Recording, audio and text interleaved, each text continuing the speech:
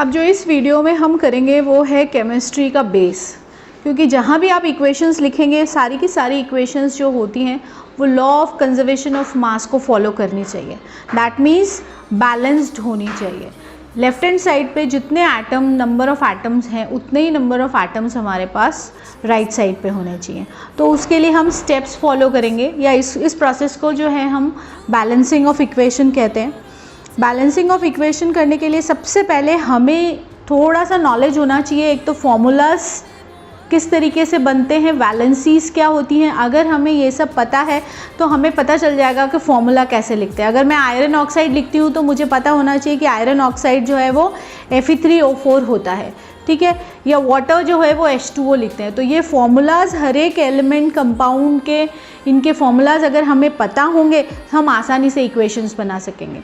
मतलब आप लोगों को जो लास्ट ईयर आप लोगों ने पढ़ा था 9th में वैलेंसी एंड फॉर्मूला मेकिंग, वो हमें क्लियर है तो हम इस प्रोसेस को आसानी से कर लेंगे। लेकिन अगर वो हमें क्लियर नहीं है तो ये हमें कुछ भी समझ में नहीं आएगा। इसीलिए आप थोड़ा सा इस चीज़ को करने से पहले एक बार 9th में वैलेंसीज और फॉर्मूलाज एक बार अच्छे से देख लीजिए, ताकि आपको पता रहे कि किस तरीके से हम वर्क कर रहे हैं, ठीक है। अब बैलेंसिंग करने के लिए सबसे पहले जो है हमें पता होना चाहिए कि रिएक्टेंट्स क्या होंगे और प्रोडक्ट्स क्या होंगे। किस तरीके से कौन सा सब्सटेंस किससे रिएक्ट करता है ये पता होना चाहिए।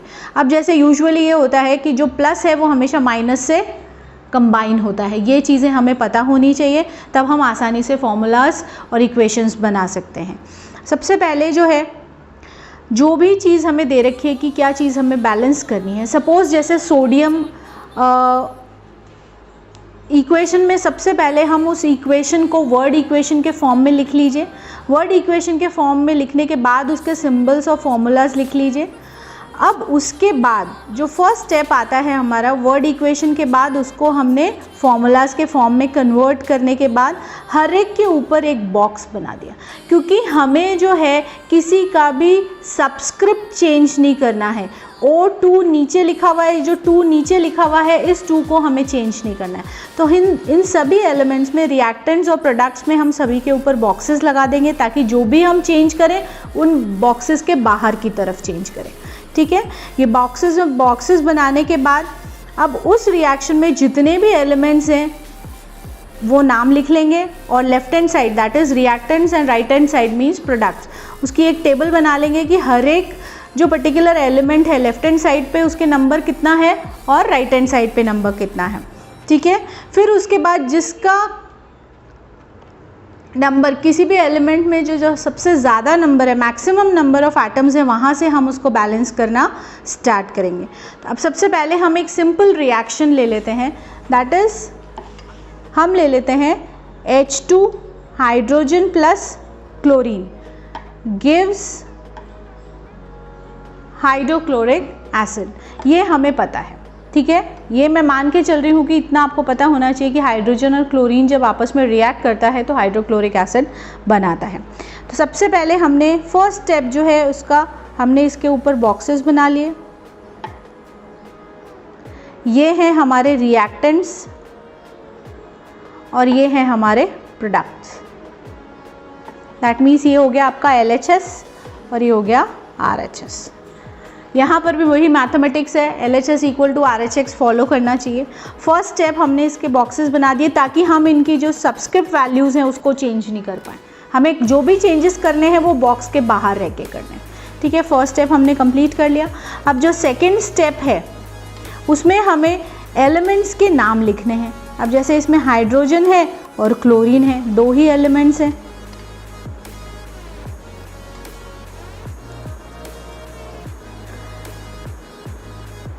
रिएक्टेंट्स और प्रोडक्ट्स। अब हाइड्रोजन के कितने नंबर ऑफ एटम्स है, रिएक्टेंट्स में और प्रोडक्ट्स में कितने नंबर ऑफ एटम्स हैं। हाइड्रोजन के 2 एटम्स हैं और यहाँ पर 1 एटम है। क्लोरीन के रिएक्टेंट्स में 2 एटम है और प्रोडक्ट में 1 एटम है। दैट मीन्स दोनों तरफ बैलेंस नहीं है।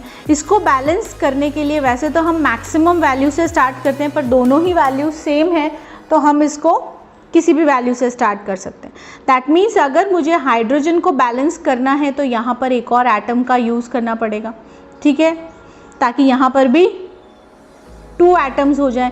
तो इस 2 एटम के लिए आप क्या करोगे, हाइड्रोजन का रिएक्टेंट्स में 2 हैं और प्रोडक्ट्स में करने के लिए हमें 1 into 2 करना पड़ेगा। दैट मीन्स ये कितना हो गया, 2 हो गया। तो इसको हम कैसे लिख लेंगे, H2 प्लस Cl2 गिव्स, अब हम कहाँ पे 2 लगाएंगे, यहाँ पे 2 लगाएंगे।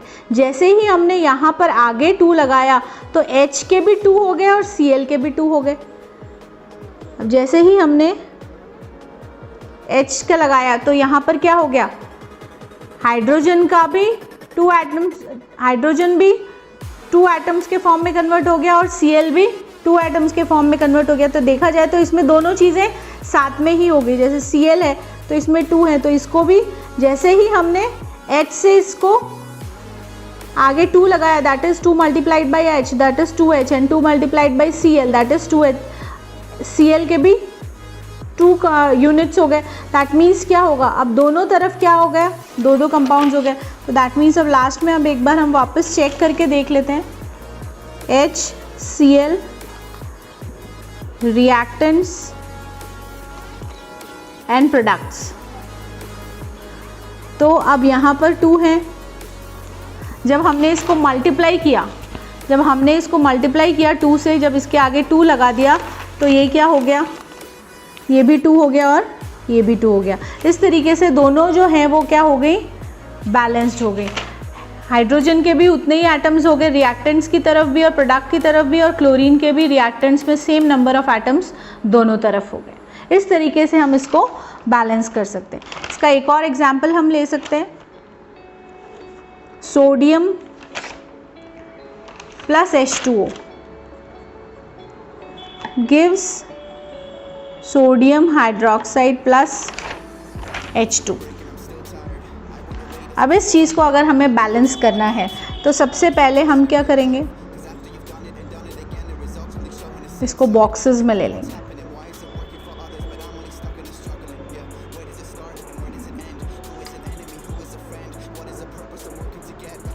उसके बाद हम इसका टेबल बनाएंगे।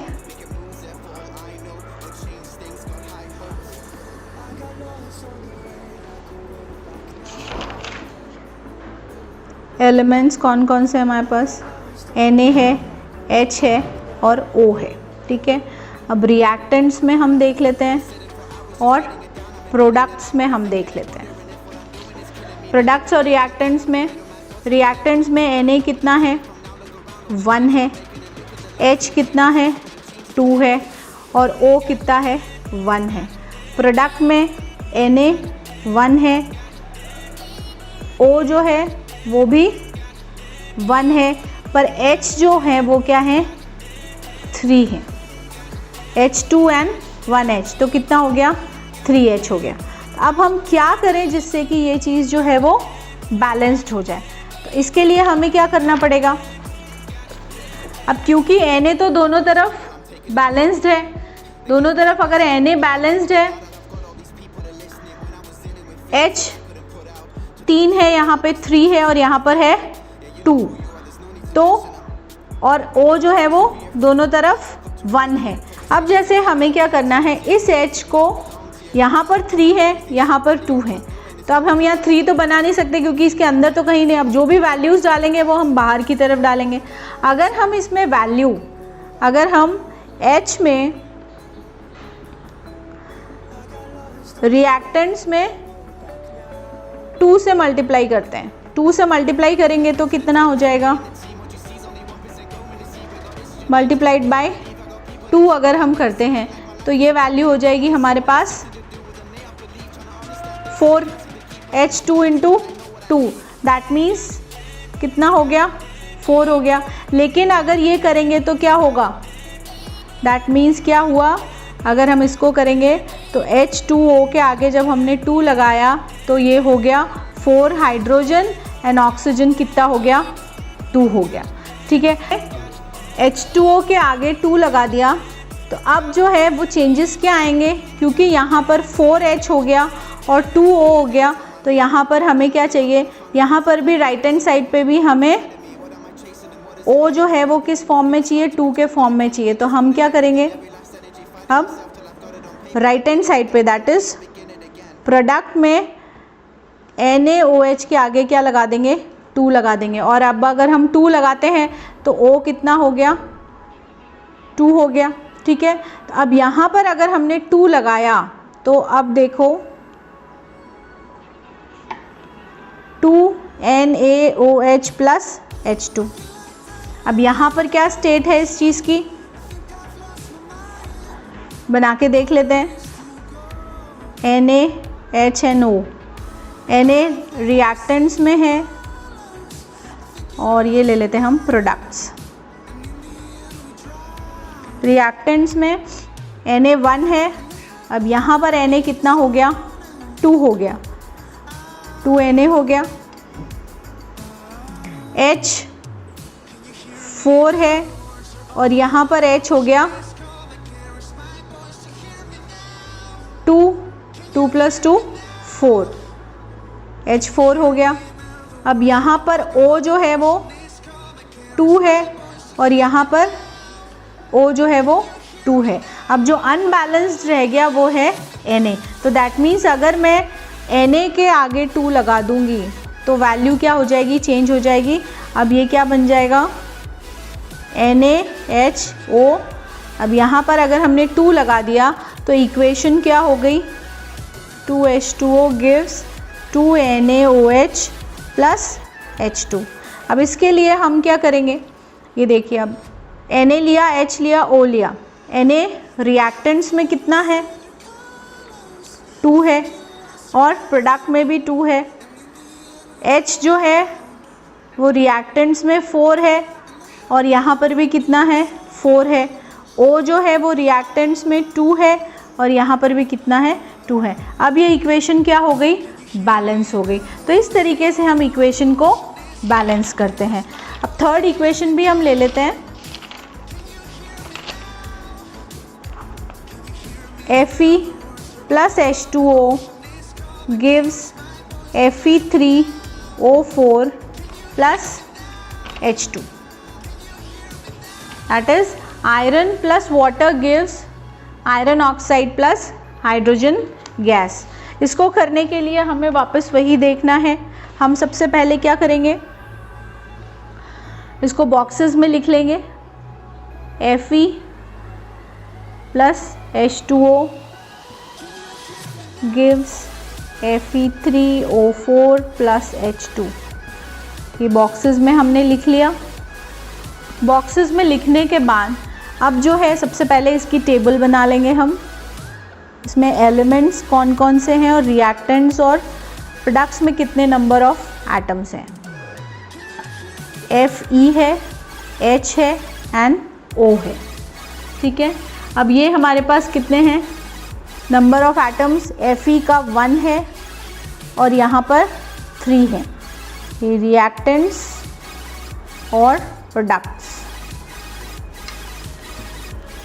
H जो है वो यहाँ पर 2 है और यहाँ पर भी 2 है।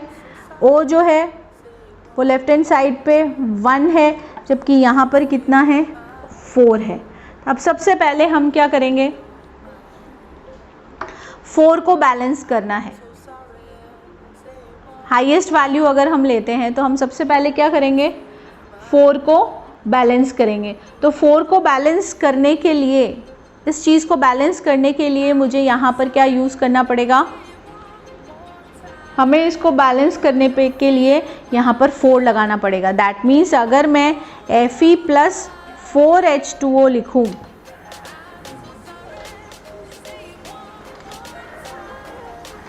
अब अगर हम यहाँ पर इसको हमने 4 लिखा, अब रिएक्टेंट्स में क्या हो गया,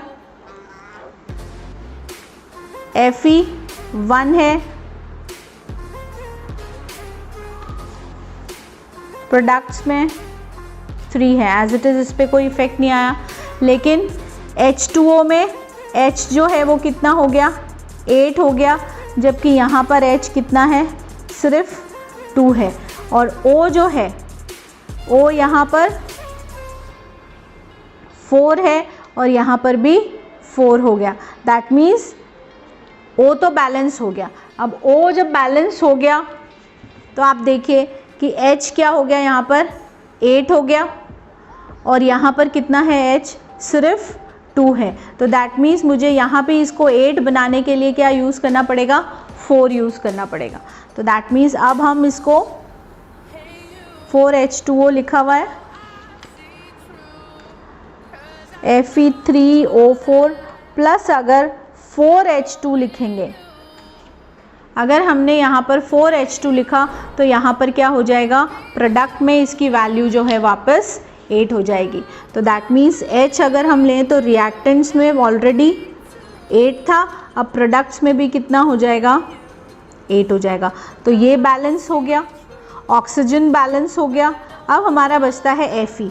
अब Fe जो है वो रिएक्टेंट में 1 है लेकिन प्रोडक्ट में कितना है, 3 है। तो दैट मीन्स अब हम क्या करेंगे, Fe के आगे अगर हम 3 लगा देते हैं,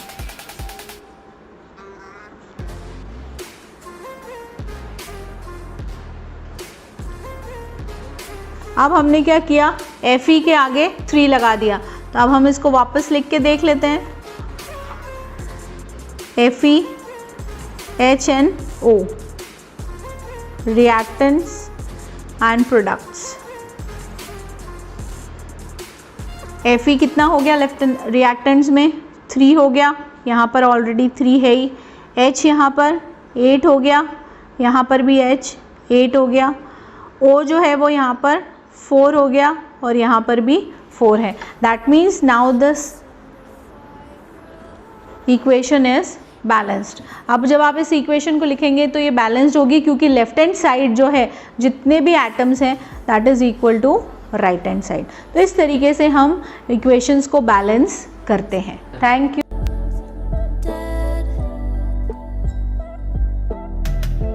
Frozen from the past, always looking back, sitting